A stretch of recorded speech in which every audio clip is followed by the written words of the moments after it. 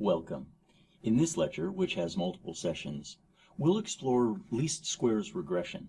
We'll do this in two ways. First, we'll review ordinary least squares regression, and then we'll consider putting a nonlinear constraint on the least squares solution.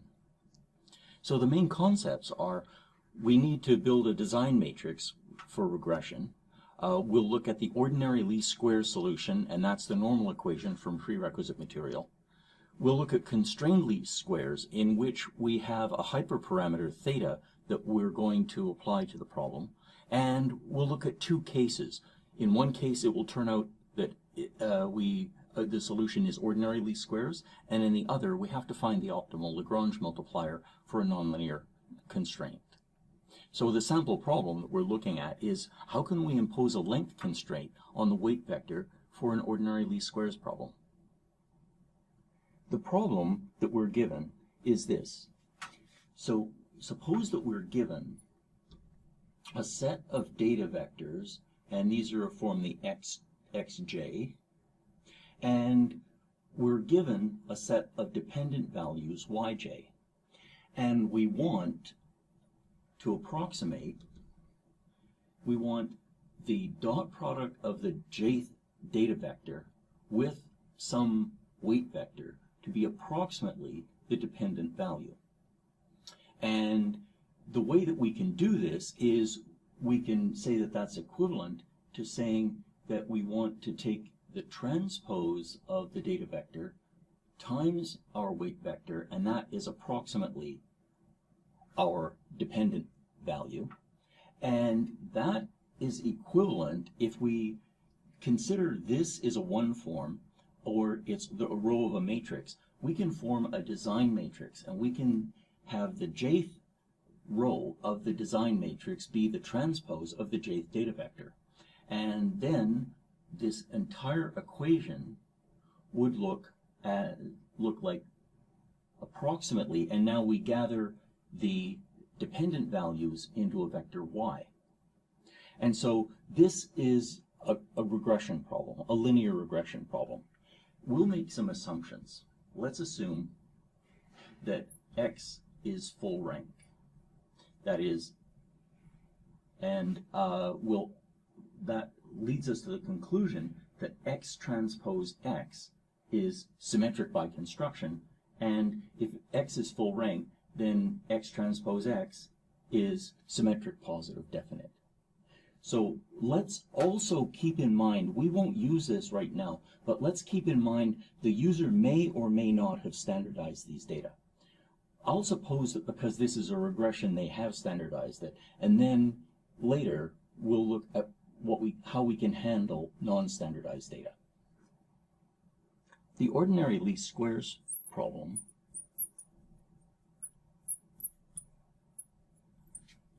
can be written, we'll abbreviate that as OLS. The way that we form this is we begin with a residual. So we find the residual error, and we will write that as a vector R that depends on the vector argument, and we'll define that as being this linear regression minus the dependent data. And the objective in ordinary least squares, some authors will write this as literally a sum of squares, and we'll write this in a vector form. So our objective function is we just take the transpose of this times the vector, and then we're anticipating differentiation coming in, so we'll include a term of 1/2. So let's make that 1/2 of, we take the residual vector, we transpose it, and we multiply it by the residual vector. Let's expand this transpose. So that is 1/2 of, that would be W transpose X transpose minus Y transpose, and then let's expand the residual as X W minus Y. And then when we do these multiplications, that is 1/2. This will be W transpose X. Okay, so that first term is W transpose X transpose X W. The next term is minus W transpose X transpose Y.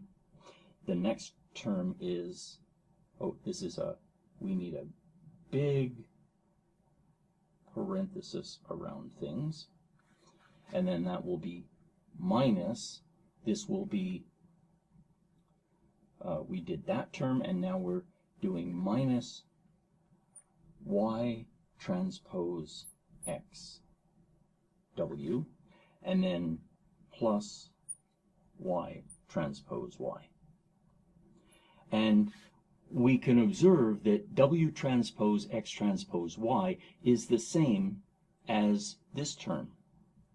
And so we can write that as 1/2 W transpose X transpose X W. And then what we're doing is we're recalling that this is W dot that, and that is Y dot that, and so that is the same, so that is simply minus, and I'll choose to write that in this form because I know a differentiation is coming. Minus Y transpose X, and then I'll factor that as W. We know that the gradient, so what we can do is we can find the gradient of this and set that to 0, and that's the solution to our problem. So the stationary point, so we'll take the gradient, so the gradient of our function is, when we differentiate this, that will be, the 1/2 will disappear, and we preserve this W transpose and that matrix, so that will be W transpose X transpose W, and this differentiated with respect to W is minus Y transpose X, and we can then transpose that, set that equal to 0. So the transpose of the gradient is when we transpose, oh, sorry, that's supposed to be X transpose. That's supposed to be a big X there. So that'll be, when we transpose that, that will be X transpose transpose is X. That will be W minus X transpose Y. And then when we set the gradient transpose equal to 0, this is, we'll refer to this at, so that will be, we simply take this over to the other side, so that is X transpose X W equals X transpose Y. And you can recall that these are the normal equations for XW approximately equal Y. That is, this is solved in the least squares sense by the normal equation, and we pre-multiply both sides by X transpose and then solve. So when we solve, we want a star there, and we'll write that as W star. For the rest of the sessions in this lecture, we'll refer to that as the least squares solution. And that is explicitly, we take this side and we multiply it by the inverse. So that will be X transpose X inverse X transpose Y. And why can we take that inverse? Well, it's because we assume that X is full rank, so X transpose X is symmetric positive definite. So its inverse is symmetric positive definite and exists. Now, This was observed in 1959 by Hoare to be difficult, and that is, he was working in industry, and he found what he called nonsensical solutions can arise. There are many ways that we can deal with this, many alternatives. The way that we'll look is we'll say, what would happen if we put a constraint on the magnitude of the solution vector?